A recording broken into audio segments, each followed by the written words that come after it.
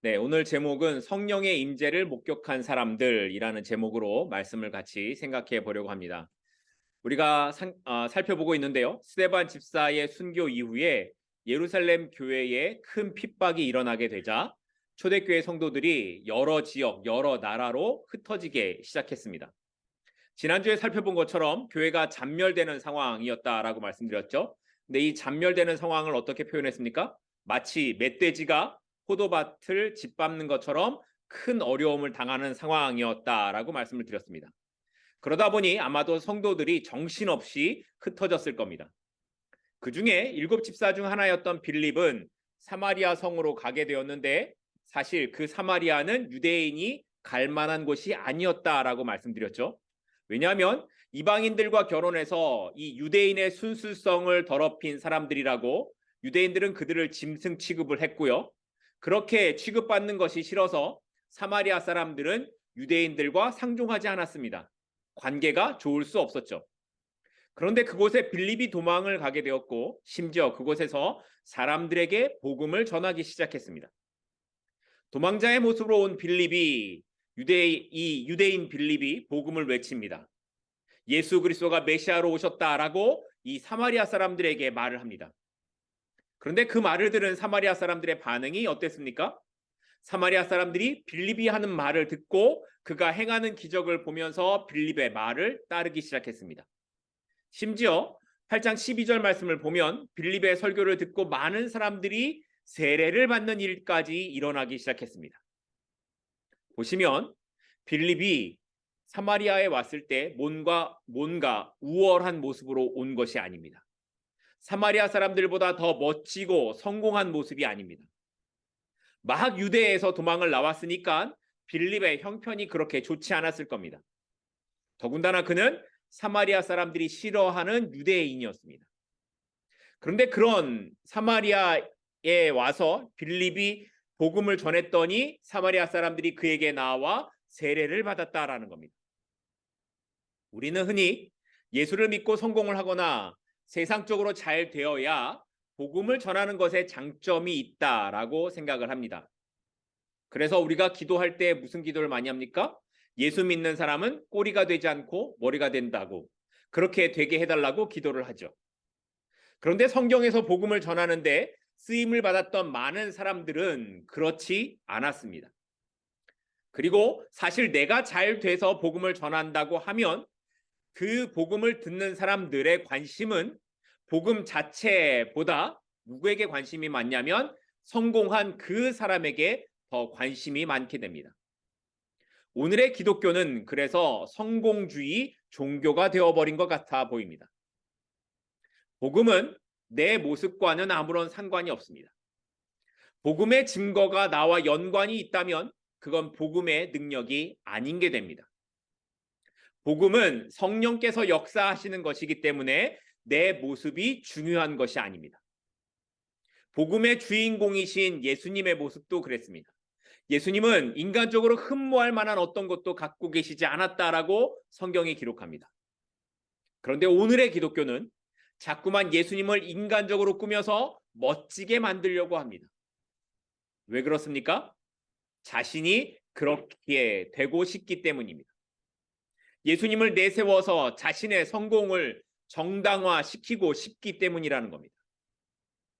아무튼 이렇게 빌립의 전도로 인해 사마리아 성에 큰 기쁨이 일어나고 많은 사람들이 세례를 받았다라는 소식이 예루살렘에 있는 사도들에게까지 전해지자 사도들은 베드로와 요한을 보내서 이 사실을 확인하기로 했습니다. 오늘 본문 14절로 가겠습니다.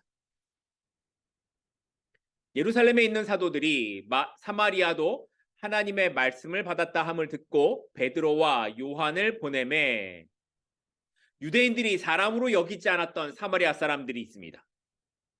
그러니까 유대인들의 생각에 이들에게는 하나님의 구원이 임할 수 없다고 생각했던 그 사마리아 사람들이 하나님의 말씀을 받아들였고 세례를 받았다라는 소문이 예루살렘에 있는 사도들에게까지 전해졌습니다. 그리고 사도들은 그게 사실인지 확인하기 위해 베드로와 요한을 사마리아에 보냈습니다. 아마 사마리아에 가면서도 베드로와 요한은 이 소문을 믿을 수가 없었을 겁니다. 어떻게 사마리아에서 그런 일이 일어날 수 있을까? 하나님의 구원은 선택된 우리들에게만 있는 건데 라고 이런 생각을 하면서 베드로와 요한이 갔을지 모릅니다. 그런데 그렇게 도착한 사마리아에서 정말로 사람들이 복음을 듣고 세례 받은 것을 직접 확인하게 되는 겁니다. 그런데 여기 세례를 받았다. 이 말은 사실 지금 세례를 받은 사람들에게도 동일한 이야기이긴 한데 세례를 받으면 정말 신앙이 있는 걸까요? 여러분들이 생각하기에 세례를 받으면 정말 성령의 임재를 경험한 사람들이 된다고 생각하십니까? 그냥 교회를 어느 정도 다니면 지금은 세례를 받죠. 어떤 교육을 통해서 세례를 받고 난 다음에 시간이 지나면 또 어떤 임직을 받습니까? 집사가 됩니다. 그런데 사도행전 2장에 있는 베드로의 설교를 보면 베드로의 설교에서 이렇게 기록을 합니다. 사도행전 2장 38절 말씀인데요. 베드로가 이르되 너희가 회개하여 각각 예수 그리스도의 이름으로 세례를 받고 죄 사함을 받으라. 그리하면 성령의 선물을 받을 것이다. 회개하고 세례를 받으면 뭘 받는다고요? 성령의 선물. 그러니까 성령의 임재를 경험하게 된다는 겁니다. 그러니까 다시 말해 세례와 성령의 임재가 따로 떨어져 있지 않다라고 말하고 있는 거죠. 그런데 베드로와 요한이 사마리아에 와서 보니까 사람들이 세례를 받은 건 분명한데 자기들이 보기에 한 사람도 성령의 임재를 경험한 사람이 없었다라는 겁니다. 오늘 본문 16절 말씀입니다. 이는 아직 한 사람에게도 성령 내리신 일이 없고 오직 주 예수의 이름으로 세례만 받을 뿐이더라. 그래서 두 사도가 사마리아 사람들이 성령 받기를 기도하고 사람들의 머리에 손을 얹고 기도를 하니까 성령께서 그곳에 모인 사람들이 알 수 있도록 임재하셨다라는 것이 본문 17절 말씀에 기록된 말씀입니다. 자, 보세요. 세례를 받았는데 성령의 임재가 없습니다. 그래서 베드로와 요한이 손을 머리에 얹고 기도를 했더니 그제서야 성령의 임재가 임했다라는 겁니다. 그런데 좀 이상하지 않으세요? 분명히 사마리아 사람들은 빌립이 전하는 예수 그리스도의 이름을 믿었습니다. 그리고 세례를 받았습니다. 그런데 성령의 임재가 없다는 겁니다. 우리가 앞에서 살펴본 것처럼 베드로는 그의 설교에서 예수 그리스도의 이름으로 세례를 받으면 성령을 받게 될 것이다 라고 이야기했습니다. 또 고린도전서 12장 3절 말씀을 보면 성령으로 아니하고는 누구든지 예수를 주라고 할 수 없다고 기록을 합니다. 그러니까 사마리아 사람들이 예수 그리스도를 믿고 세례를 받았다라는 것은 성령으로 하지 않고서는 일어날 수 없는 일이라는 겁니다. 똑같은 이야기를 우리에게 적용을 해서 하면 이렇습니다. 우리가 한 번도 만난 적이 없는 예수님이 나의 죄를 씻어주시고 구원을 주신 구주라는 것을 여러분은 믿으십니까? 어떻게 믿으십니까? 한 번도 만난 적이 없는데 여러분은 어떻게 믿으십니까? 그건 성령께서 여러분에게 역사하셔서 가능한 겁니다. 이걸 고백하는 게 세례입니다. 그리고 똑같이 사마리아 사람들이 이 세례를 받았다라는 겁니다. 이런 관점에서 사마리아 사람들이 하나님의 말씀을 듣고 세례를 받았다라는 것 역시 성령의 역사 속에서 이루어진 일이라는 것을 우리는 알 수가 있는 겁니다. 물론 우리가 뒤에서 살펴보겠는데 마술사 시몬처럼 진심으로 회개하지 않고 겉으로만 세례의 형식을 따르는 사람들도 있을 수 있습니다. 그러나 그런 사람들이 있다고 해서 사마리아 사람들 중에 한 사람도 성령의 임재를 경험하지 않았다고 할 수는 없을 겁니다. 그런데 베드로와 요한은 자신들이 보기에 사마리아 사람들 중에 한 사람도 성령의 임재를 경험하지 않았다라고 봤습니다. 왜 그랬을까요? 왜 베드로와 요한은 그렇게 한 사람도 성령의 인재를 경험하지 않았다라고 봤을까요? 중요한 건 그 베드로와 요한의 시각, 두 사람이 생각했던 그 생각까지도 다 하나님의 일하심 안에 있었다라는 겁니다. 다시 말해서 성령께서 사마리아 사람들이 말씀을 듣고 예수님을 믿어서 세례를 받도록 역사하셨음에도 불구하고 베드로와 요한의 눈에 그 사마리아 사람들이 한 사람도 성령의 인재를 경험하지 않는 것처럼 보이게 하셨다라는 겁니다. 그러면 왜 하나님께서 그렇게 일하셨을까를 우리가 좀 살펴봐야겠죠. 왜 그렇게 하셨을까? 17절입니다. 오늘 본문. 이에 두 사도가 그들에게 안수함에 성령을 받는지라. 사마리아 사람들이 성령을 받게 되는 장면에서 두 사람이 나타나요. 두 사람이 누구예요? 베드로와 요한입니다. 두 사람이 안수할 때에 성령께서 임하시는 역사가 그 두 사람 눈에 보였다라는 거죠. 그럼 이게 무슨 뜻일까요? 히브리파 유대인이었던 이 두 사도는 땅끝까지 이르러 증인이 되라는 예수님의 말씀에서도 그들은 예루살렘을 떠나지 않았습니다. 아마 그들의 생각은 죽더라도, 사도들의 생각은 우리가 죽더라도 예루살렘을 지키는 것이 옳은 것이라 생각을 했던 것 같습니다.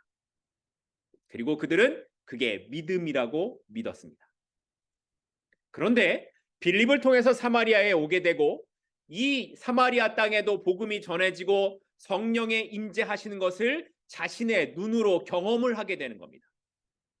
두 사도들의 눈으로 하나님께서 사마리아 땅에 있는 그 영혼들도 선택한 백성이라는 것을 보게 하셨다라는 겁니다.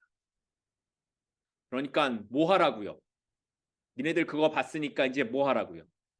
예루살렘에 머물지 말고 복음을 가지고 땅끝까지 가라고, 거기에도 하나님의 선택한 백성이 있다고 말씀하시기 위해 특별한 방법을 보여주셨던 겁니다.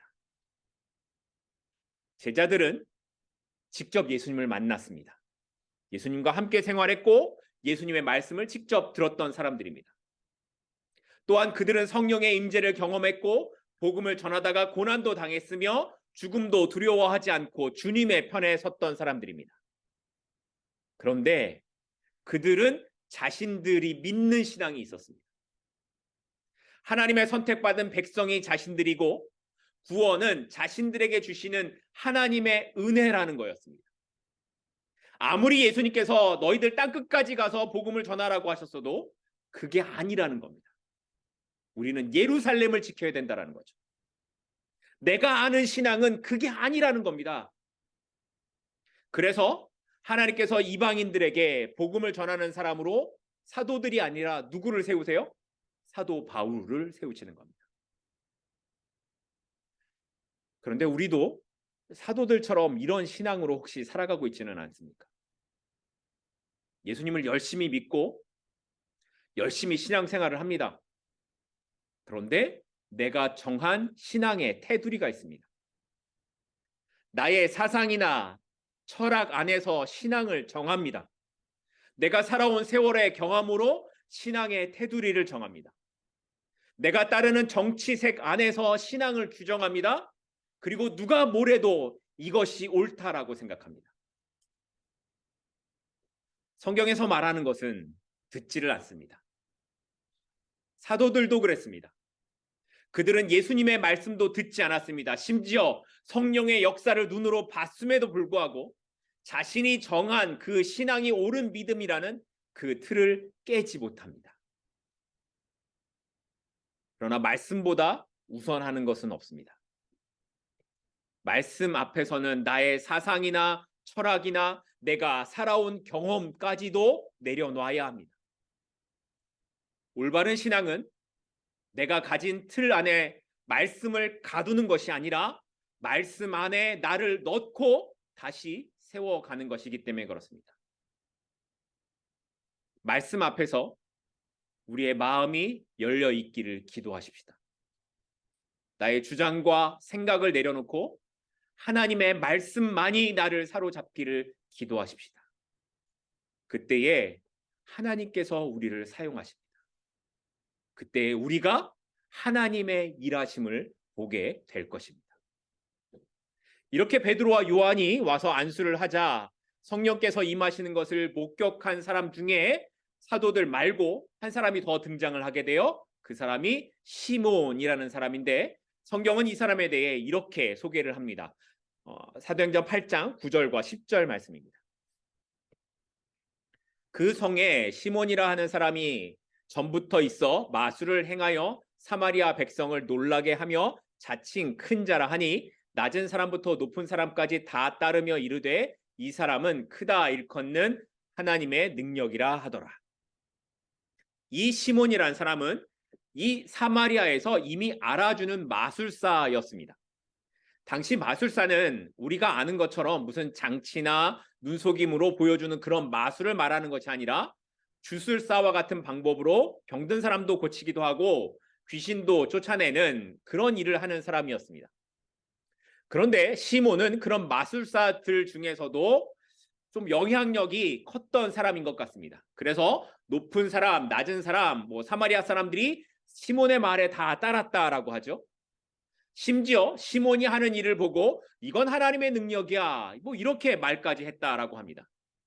그런데 그렇게 시몬이 잘 나가고 있던 그 사마리아에 누가 등장을 합니까? 빌립이 등장을 합니다. 그리고 사마리아 사람들은 빌립이 전하는 하나님의 나라와 예수님의 복음에 대해 믿게 되었고, 또 빌립이 보여주는 그 기적을 보면서 세례를 받고 빌립에게로 나아갑니다.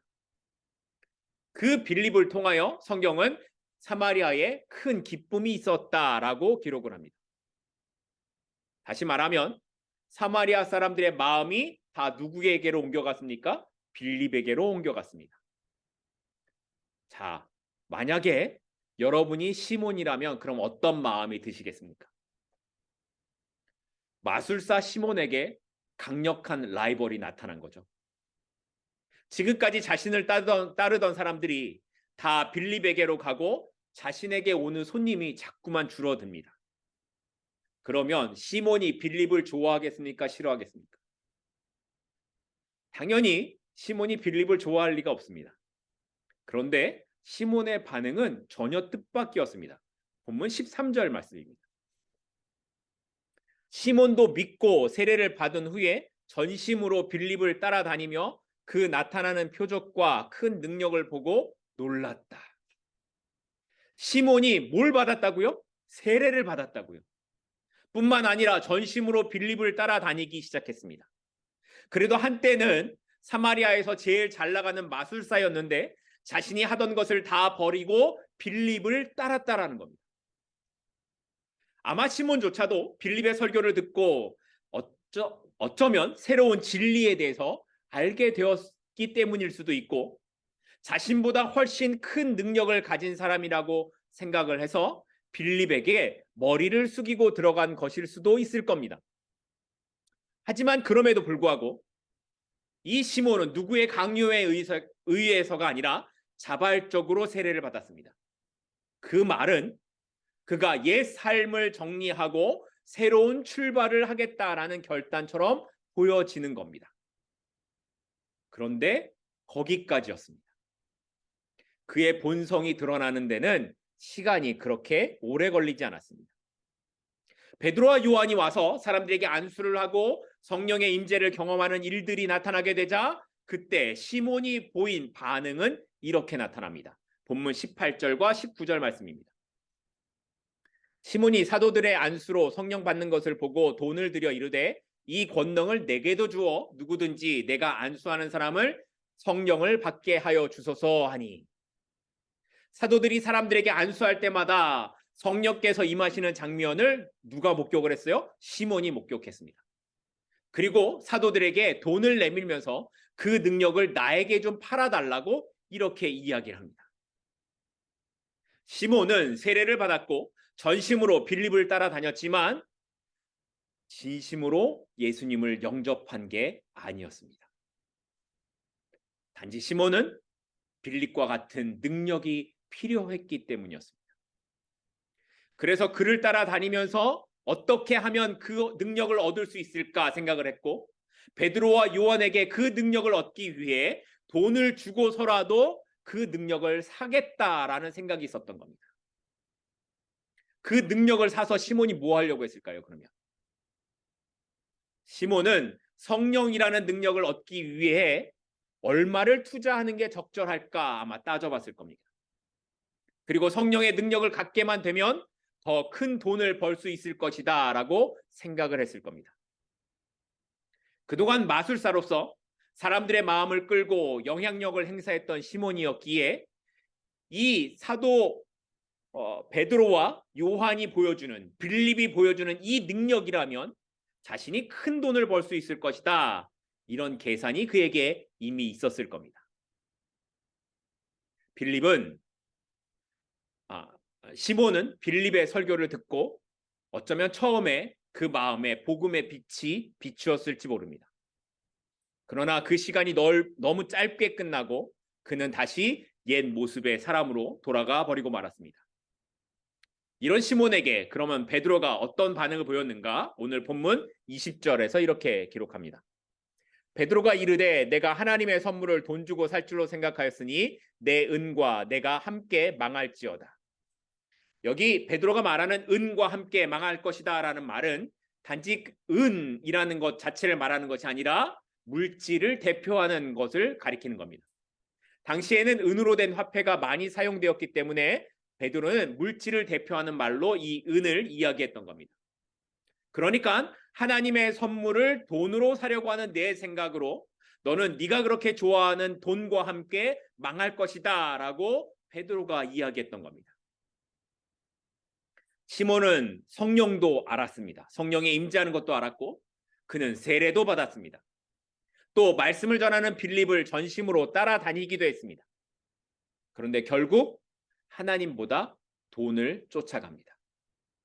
그는 하나님보다 돈의 힘을 더 신뢰하는 겁니다. 그래서 성령마저도 돈으로 사려고 하는, 돈만 가지면 다 해결할 수 있을 것이라고 생각하는 시몬의 모습이 오늘 본문에서 나타나고 있는 겁니다. 그런데 본문을 묵상하면서 이 시몬의 모습이 나의 모습, 우리의 모습과 같지 않나 하는 생각이 들었습니다. 요즘은 교회도 돈이 없으면 안 된다고 합니다. 전 목사니까 목사들의 이야기를 좀 듣는데 한국에서 개척을 하려면 어느 정도 규모가 있어야 되기 때문에 최소 2억이 있어야 된답니다. 요즘에. 장로가 되려고 해도 헌금을 많이 하고 사람들에게 인심을 써야 되니까 돈이 많아야 된답니다. 심지어 부자 교회는 하나님의 복을 받은 교회이고 가난한 교회는 하나님의 능력이 없는 교회라고 말을 합니다. 시몬을 보면서 어떻게 그럴 수가 있지? 이런 생각을 혹시 하십니까? 그런데 교회의 모습만 그런 게 아니라 우리의 삶도 그렇습니다. 시몬처럼 우리는 성령도 알고 세례도 받았습니다. 또 신앙생활에 열심도 있습니다. 그런데 우리가 보는 건 솔직히 하나님보다 돈일 때가 더 많습니다. 우리에게 더 든든한 건 솔직히 하나님보다 돈일 때가 훨씬 더 많지 않습니까? 그래서 그런 우리에게 성경은 시몬을 통해 이렇게 말씀하고 있는 겁니다. 21절과 22절 말씀입니다. 하나님 앞에서 내 마음이 바르지 못하니 이 도에는 내가 관궤도 없고 분깃될 것도 없느니라. 그러므로 너의 이 악함을 회개하고 주께 기도하라. 혹 마음에 품은 것을 사하여 주시리라. 열심히 신앙생활하는 것 같지만 예수님을 믿는다고 하지만 그 마음이 하나님께 매여 있지 않는 사람은 하나님의 나라가 그에게 분깃이 되지 않는다는 겁니다. 하나님보다 돈을 의지하는 사람은 결국 그 돈 때문에 영원히 망하게 되고 맙니다. 그래서 베드로는 그 악함을 회개하고 기도하라고 외쳤습니다. 그런데 이 기도하라고 외쳤던 오늘 본문 22절과 24절에 기록된 단어는 원어로 데오마이라는 단어입니다. 그런데 이 데오마이라는 단어에서 데오의 뜻이 뭐냐면 어디 어디에 묵다 이런 뜻입니다. 그러니까 베드로가 시몬에게 기도하라고 한 것은 우리가 생각하는 기도, 하나님께 구하고 요청하는 그런 기도가 아니라 너 자신을 하나님께 묶어야 한다. 기도를 통해서 내 생각과 마음을 하나님께 묶어야 한다라는 것을 이야기했던 겁니다. 우리는 기도를 한다고 하면 거의 대부분을 우리의 필요한 것을 하나님께 간구하는 것으로 생각합니다. 제가 그런 기도를 하지 말라는 게 아니라 그 기도 굉장히 중요합니다. 그러나 우리의 기도가 매일 그 기도로 끝난다면 우리가 아무리 많은 기도를 한다고 해도 우리의 삶이 하나님께 묶일 수 없습니다. 우리의 삶이 하나님께 묶이지 않으면 우리의 삶은 거룩한 삶으로 갈 수가 없습니다. 평생토록 내가 원하는, 소원하는 그 기도만을 한다면 어떻게 우리의 생각과 삶이 거룩하게 변할 수 있겠습니까? 기도는 우리를 하나님께 연결시키고 그 하나님의 뜻에 나를 묶는 시간입니다. 기도하는 그 시간을 통해 주님 앞에서 나를 돌아보고 주님의 시선으로 내 삶을 돌아보는 시간이 기도입니다. 그럴 때에 우리가 기도를 통해 하나님과 연합된 삶이 되고 하나님께 묶인 인생을 살아가게 되는 것입니다. 이것이 베드로가 말한 기도하라는 의미였습니다. 하지만 마술사 시몬은 자신이 기도하지 않고 오히려 사도들에게 자신이 그런 벌을 받지 않게 해달라고, 그렇게 해달라고 하는 것으로 그에 관한 이야기는 오늘 본문에서 끝이 납니다. 여전히 그는 기도를 알지 못하는 거죠. 그는 자신에 대한 삶을 돈과 연결시켜서 걱정하는 것으로 끝이 나고 마는 겁니다. 말씀을 맺으려고 합니다. 사도들은 죽음을 각오하고 예루살렘을 지켰던 열심과 믿음이 있었지만 그것이 그들이 가진 신앙의 틀이었습니다. 그들은 사마리아를 통해 복음이 땅끝까지 전해져야 하는 것임을 봤음에도 불구하고 그들은 땅끝으로 가지 않고 다시 예루살렘으로 돌아갑니다. 그런데 혹시 우리 안에 이런 사도들의 모습이 있지는 않습니까? 내가 가진 생각과 사상, 가치관, 정치관 이런 틀 안에 신앙생활을 하고 그 테두리를 정한 채 믿음이라는 이야기를 하고 있지는 않습니까? 그러나 말씀보다 우선하는 것은 없습니다. 말씀 앞에서는 나의 사상이나 철학이나 내가 살아온 어떤 경험도 내려놔야 합니다. 바라기는 말씀 앞에서 우리의 생각을 내려놓고 온전히 하나님의 뜻에 순종하는 저와 여러분이 되기를 소망합니다. 그때에 하나님의 뜻이 우리를 통해 일하게 될 겁니다. 그때에 하나님께서 어떻게 역사하시는지를 우리의 눈으로 보게 될 것입니다. 그리고 기도를 통해 우리를 하나님께 묶는 시간을 가지십시다. 단지 우리의 필요한 것만을 나열하는 기도가 아니라 기도를 통해서 하나님의 뜻을 구하고 주님의 시선으로 나의 삶을 돌아보는 시간이 우리가 기도하는 시간이 되기를 소망합니다. 나의 생각을 하나님께 고정하고 나의 중심과 뜻을 하나님께 묶는 시간, 그 기도의 시간을 통해서 우리의 신앙이 더욱 성숙되어져 갈 때 우리가 하나님과 연합된 거룩한 성도의 삶을 살아가게 될 것이기 때문입니다. 같이 기도하시겠습니다.